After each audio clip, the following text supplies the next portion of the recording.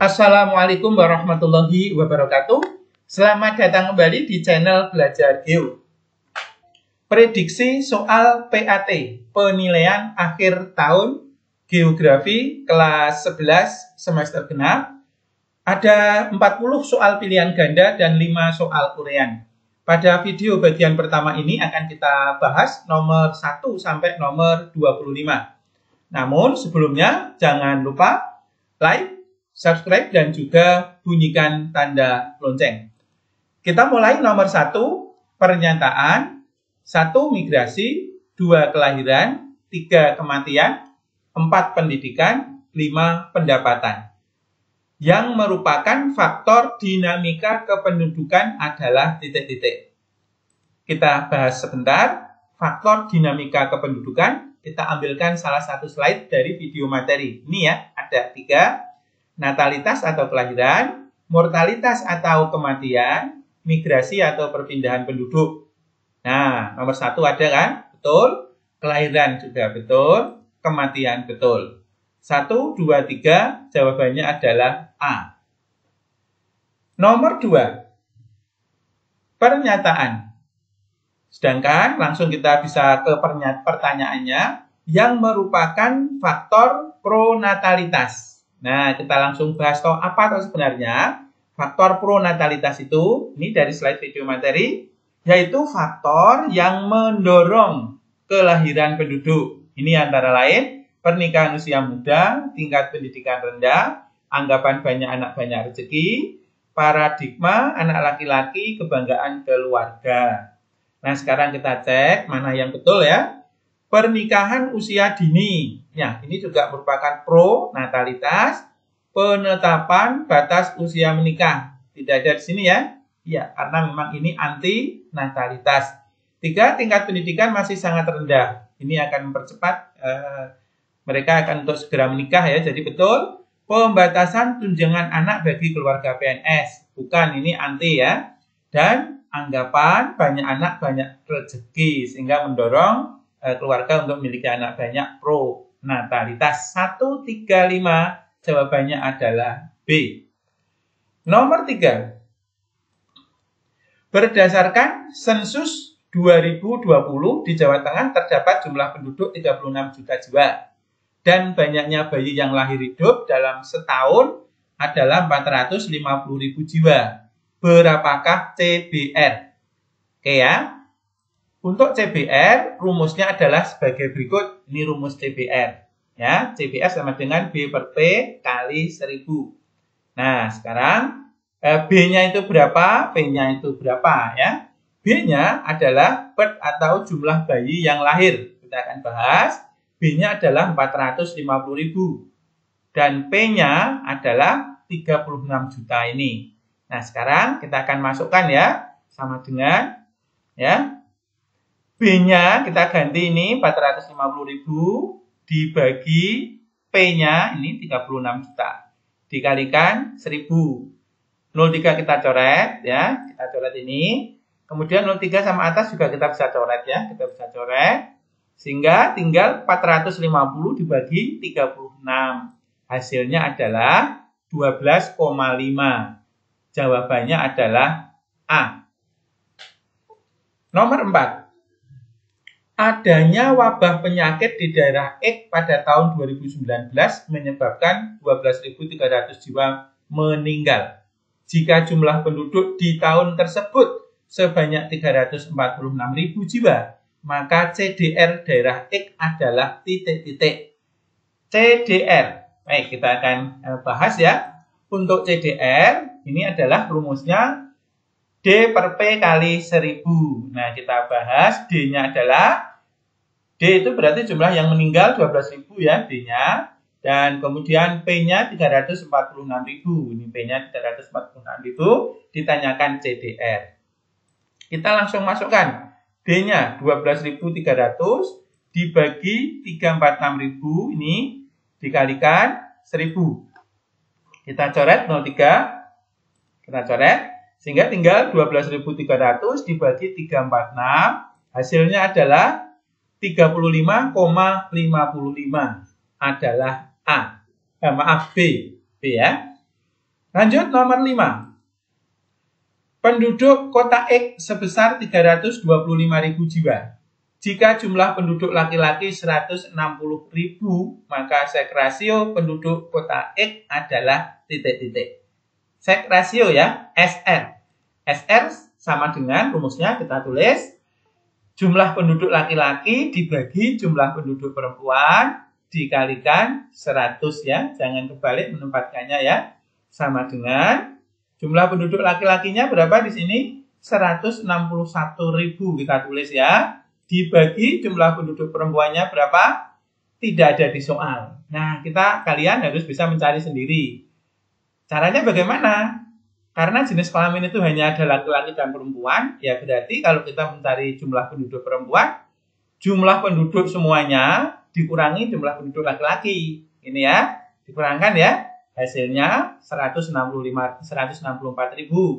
Nah, ini kita taruh di sini sebagai jumlah penduduk perempuan dikalikan 100.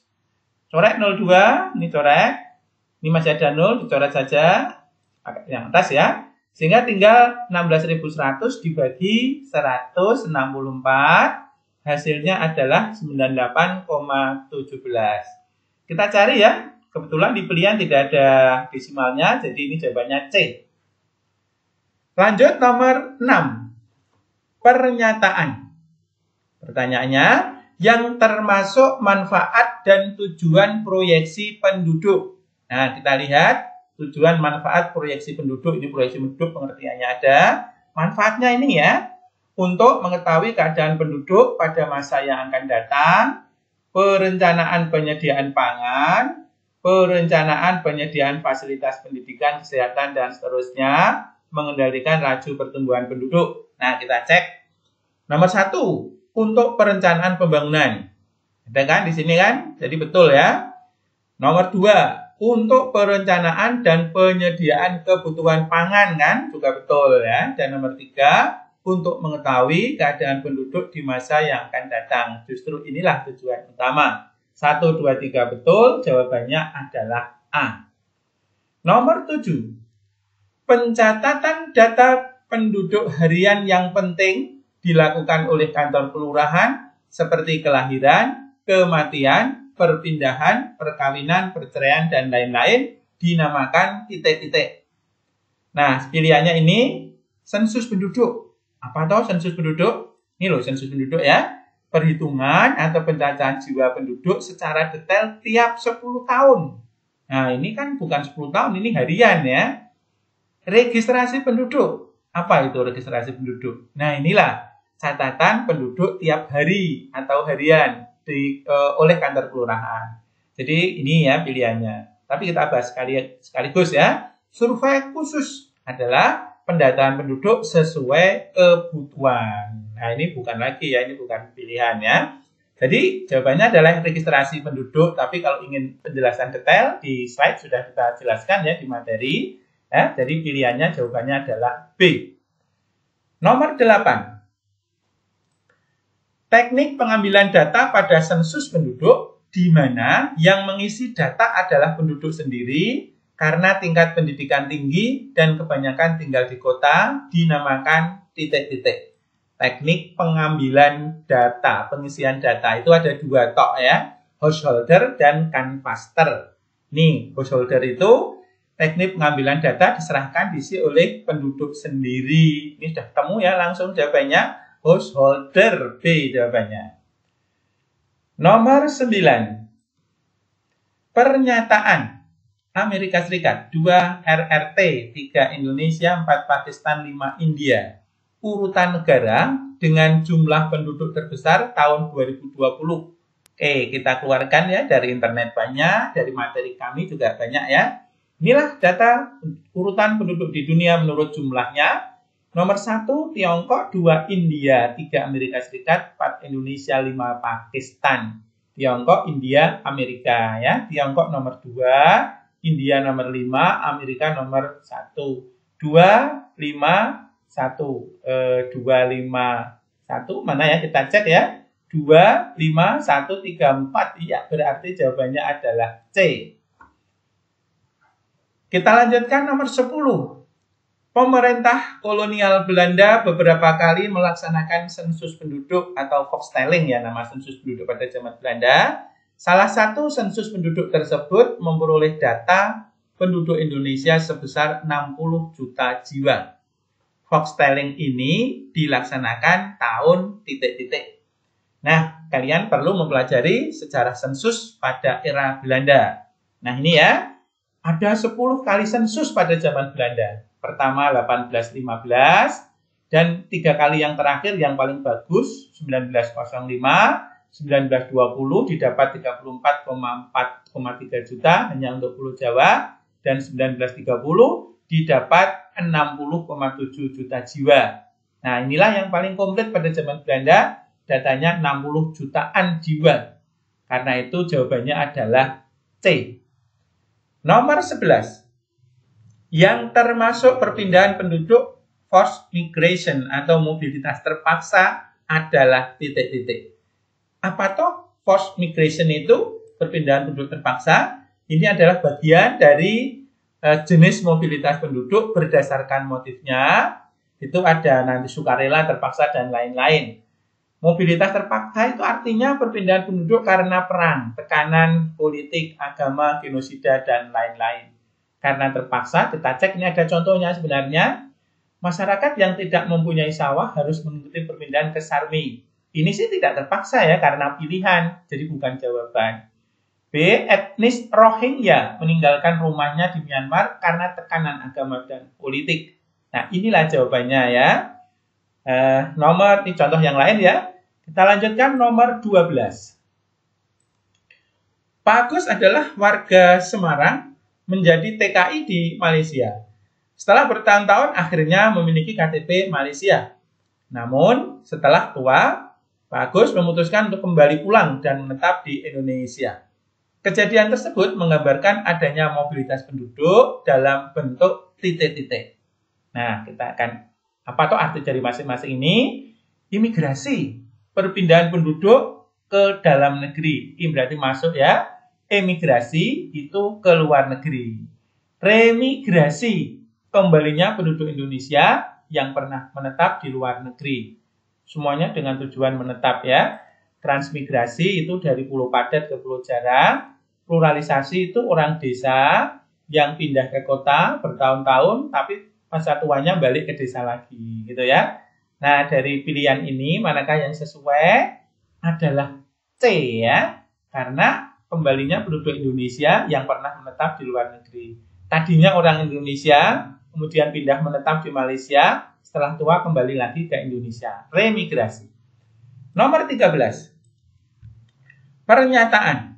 Faktor yang mempengaruhi kualitas penduduk. Nah, kita lihat ya di materi. Faktor yang mempengaruhi kualitas penduduk itu ada pendidikan, pendapatan, kesehatan.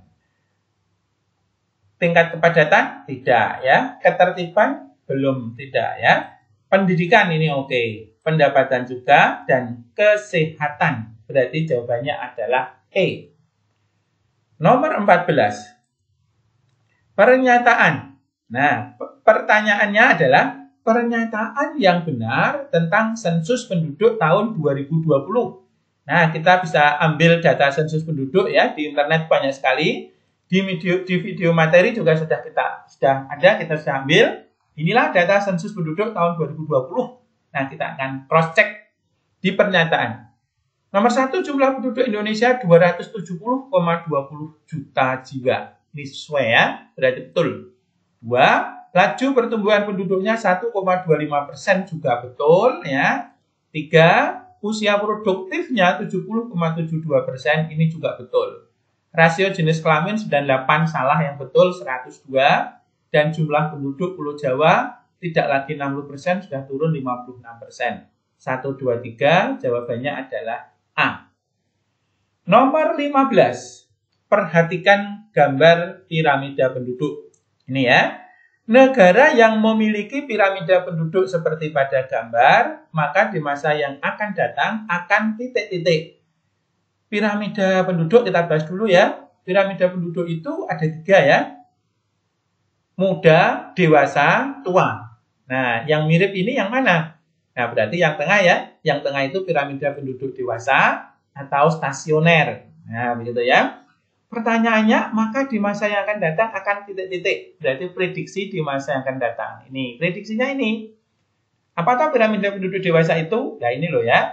Jadi piramida penduduk yang bagian bawah sampai ke atasnya itu relatif sama.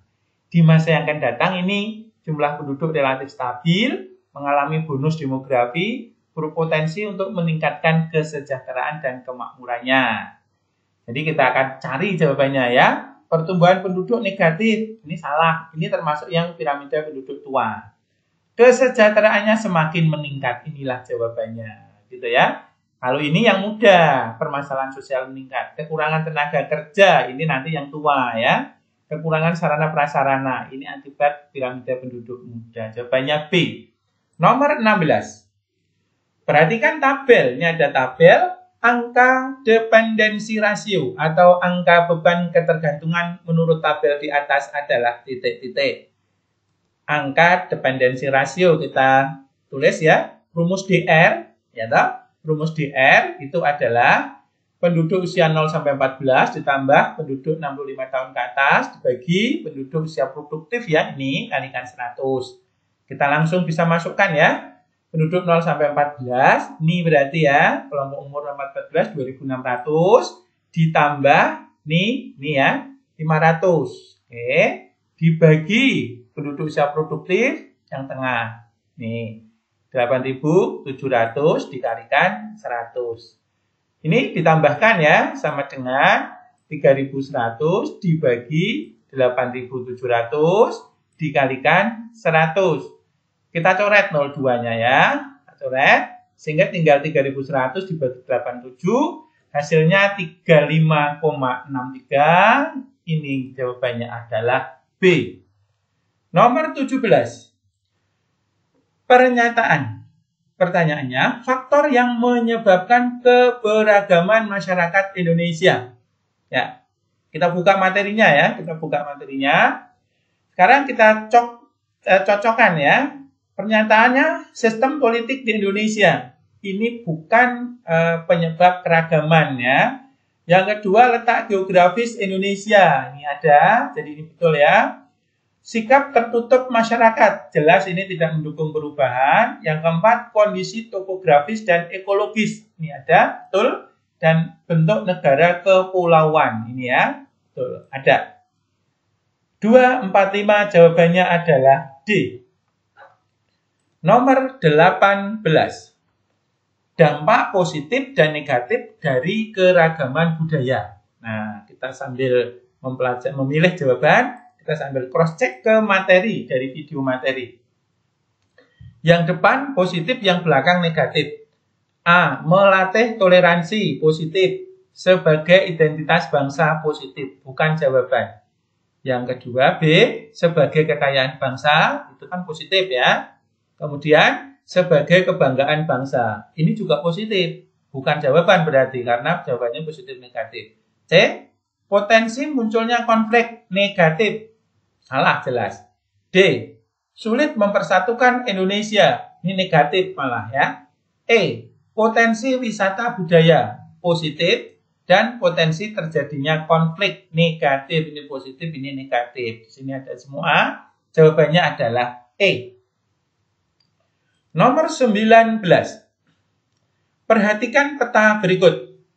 Nomor 2 dan 3 adalah wilayah kebudayaan dari suku bangsa titik-titik. Ini Pulau Sumatera, ada nomornya. Nomor 1 itu apa toh di Aceh? Di Aceh ini adalah bentuk suku Aceh, Alas, dan Gayo. 2 itu adalah Sumatera Utara, Batak. 3 itu Minangkabau. 4 itu di Riau ya, berarti suku Melayu, khususnya Melayu Riau. 5 itu di Sumatera Selatan, di Palembang, suku Palembang. 6 itu Pulau Bangka, kalau tidak suku darat adalah suku Sekak. Sehingga yang ditanyakan 2 dan 3, Batak dan Minangkabau. Jawabannya adalah C. Nomor 20. Perhatikan peta berikut, Pulau Sulawesi, wilayah suku Toraja dan Bugis adalah bertanda huruf titik-titik. Nah, kita harus hafal, harus tahu ya. Ini A itu Sulawesi Utara, berarti Minahasa. B itu Sulawesi Tengah dekat Palu, berarti suku Kaili. C ini di Sulawesi Utara, tengah selatan bagian utara adalah suku Toraja. Kemudian D, Sulawesi Barat, Mandat. E itu adalah di Sulawesi Tenggara, suku Tolaki. Dan F, Sulawesi Selatan bagian tengah, berarti Bugis. Pertanyaannya Toraja dan Bugis. Toraja C, Bugis F. C dan F. Jawabannya adalah C. Nomor 21. Pasangan antara suku bangsa dengan hasil kebudayaan yang benar. Kita cek. Bugis, senjata Trisula. Trisula itu Palembang ya, Sumatera Selatan. Salah. Betawi, keharingan. Keharingan budaya Dayak, berarti salah. Sunda, baju bodo. Baju bodo itu Bugis, berarti salah. Papua, alat musik sasando. Tidak, klop ya, sasando NTT. Asmat, atau di Papua juga, rumah adatnya Hone. Jawabannya adalah E. Nomor 22. Perhatikan peta berikut. Ini ada Pulau Jawa dan nomornya. Upacara adat dari suku nomor 4 dan 6. Ini nomor 4, ini nomor 6. Kita harus tahu suku bangsanya dulu. Nomor 1 ini adalah suku Betawi ya. 2 ini kecil, suku Baduy. 3 berarti Sunda. 4 yang banyak ini Jawa. 5 ini Madura. Dan yang 6 ini Tengger ya, suku Tengger. Padahal pertanyaannya tidak ini. Ini betul-betul pertanyaan soal yang sangat hot sekali ya. Nah, kalian harus tahu ini acara adat apa ini ya. Seba ya. Kita jelaskan. Seba itu dari Baduy ya, upacara adat bersyukur saat panen. Sementara sekaten itu dari Jawa, ini tradisi peringatan Maulud Nabi. Kasodo itu ya, kasodo itu dari Tengger, sedekah bumi di Gunung Bromo. Ngaben kalian sebagian besar pasti tahu ya, pembakaran mayat di Bali. Karapan sapi itu balapan sapi di Madura, dan Rambu Solo itu di Toraja ya, upacara mengantar jenazah ke tempat peristirahatan yang terakhir. Pertanyaannya itu nomor 4 dan 6, ini Jawa, dan 6 itu Tengger.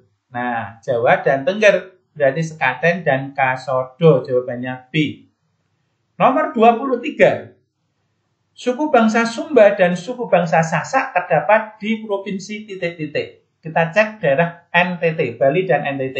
Nah, ini ya. Kita cek ini Pulau Sumba ya. Pulau Sumba didiami oleh suku Sumba. Nah, ini adalah di NTT ya. Jadi Sumba itu di NTT. Suku Sasak, nah ini di NTB ya, di Pulau Lombok NTB. Jadi NTT dan NTB jawabannya adalah D. Nomor 24. Pernyataan. Pertanyaannya, kebudayaan nasional yang sudah menjadi warisan budaya dunia yang berbentuk cagar budaya. Nih, manakah yang cagar budaya dunia yang adanya di Indonesia? Kita lihat di video materinya, ya, di slide materinya, bahwa kebudayaan nasional sebagai warisan budaya dunia yang berbentuk cagar budaya itu ada Borobudur, Prambanan, Sangiran, ya, dan Subak di Bali. Nah, kita cek ya. Sangiran ini betul, Prambanan betul, Borobudur betul, Dieng Dong Songo belum ya, baru 3 ini yang sudah diakui sebagai warisan budaya dunia. Jadi jawabannya adalah A. Nomor 25.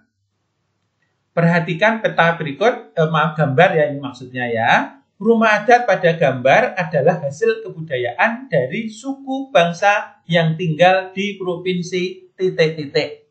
Nih, rumah adat apakah ini? Ini kalau ini kalian barangkali sudah familiar, ini adalah rumah adat Onai ya dari Papua ya. Sementara yang ini Musalaki dari NTT ya. Musalaki dari NTT. Kalau ini Hone di Papua. Berarti jawabannya adalah NTT dan Papua adalah E. Baik. Sampai nomor 25. Terima kasih atas segala perhatiannya. Bagi yang ingin lanjutan, silakan saksikan video berikut. Pada nomor 26 sampai 45 kita akan bahas. Terima kasih, mohon maaf segala kekurangan. Wassalamualaikum warahmatullahi wabarakatuh.